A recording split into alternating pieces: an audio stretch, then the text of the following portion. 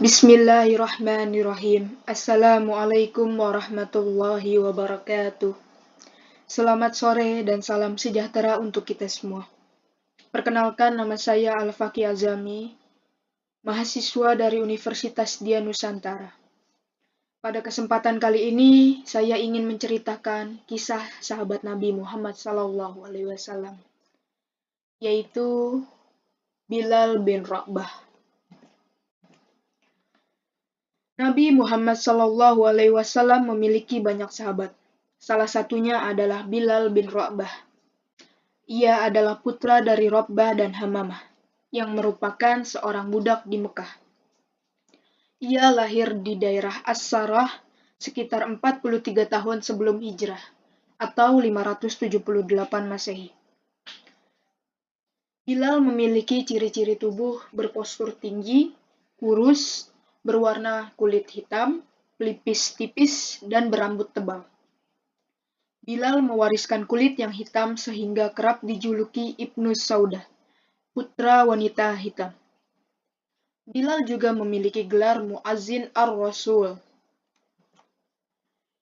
Bilal tumbuh besar di kota Ummul Qura, sebuah daerah di Mekah, sebagai budak dari Abu Dar mengikuti ibunya.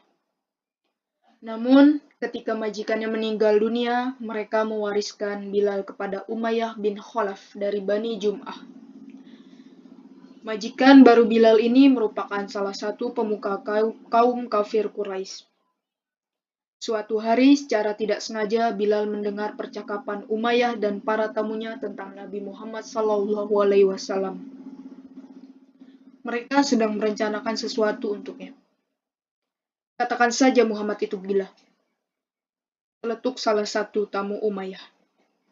Tapi Muhammad tidak menangis. Terseduh-seduh layaknya orang gila. Bahkan ia terlihat seperti manusia normal pada biasanya. Jawab tamu lainnya. Kalau begitu, sebut saja Muhammad adalah dukun atau penyihir. Lebih terdengar masuk akal. Celutuk Umayyah kembali. Akan tetapi, ia kan tidak mengucapkan mantra-mantra atau mengeluarkan tali layaknya tukang sihir yang pernah kita temui. Bantah tamu lainnya. Mereka terus berpikir tentang julukan apa yang layak disematkan untuk Nabi Muhammad SAW. Namun, pada akhirnya mereka menyerah. Baiklah, terpaksa kita harus menuduhnya begini begitu, agar supaya orang tidak mengikuti ajarannya, dan tetap berpegang teguh dengan ajaran nenek moyang kita, kata Umayyah. Kemudian Bilal mencari tahu tentang Muhammad dan ajaran yang beliau bawa. Ternyata sudah ada beberapa orang yang dikenalnya telah masuk Islam. Hingga suatu malam, Bilal mendapatkan cahaya keimanan dari hati kecilnya. Mengapa aku lebih condong terhadap Islam? Padahal aku belum tahu bagaimana tentang ajarannya. Batin Bilal. Lebih baik besok aku temui Muhammad, tambahnya. Keesokan harinya, Bilal menemui Muhammad dan mengakui keislamannya. Selamat datang kepada cahaya Islam dan iman, wahai saudaraku Bilal. Silahkan ikuti perkataanku setelah ini, ujar Nabi Muhammad SAW. Asyhadu an la ilaha illallah wa asyhadu anna Muhammadar Rasulullah. Aku bersaksi bahwa tidak ada Tuhan melainkan Allah. Dan aku bersaksi bahwa Nabi Muhammad adalah utusan Allah. Mendengar berita budaknya memeluk agama Islam, Umayyah sangat geram dan marah. Kemudian, ia memiliki rencana untuk menyiksa Bilal dengan cara mengikat dan menyayatnya. Tidak puas dengan itu, Umayyah pun menghimpit badan Bilal menggunakan batu besar di tengah padang pasir panas. Namun, dengan keteguhan hati, sebisa mungkin Bilal mengucap asma Allah Subhanahu wa Ta'ala semampunya. Penyiksaan tersebut berlangsung setiap hari. Namun, Bilal tampak menikmati penyiksaan terhadapnya. Hingga suatu hari, pertolongan Allah itu pun datang. Abu Bakar As-Siddiq datang kepada Umayyah, berniat untuk membebaskan saudara seiman dari perbudakan tersebut. Abu Bakar memberikan 9 uqiyah untuk Umayyah dan membawa pergi Bilal dari tempat tersebut. Pada tahun ke-13 kenabian, Bilal hijrah ke Madinah bersama kaum muslimin lainnya dan tinggal di kediaman Abu Bakar dan Amr bin Fihr. Sewaktu-waktu Bilal rindu terhadap kampung halamannya di Mekah. Bilal juga rindu terhadap ujian keimanannya ketika sedang disiksa.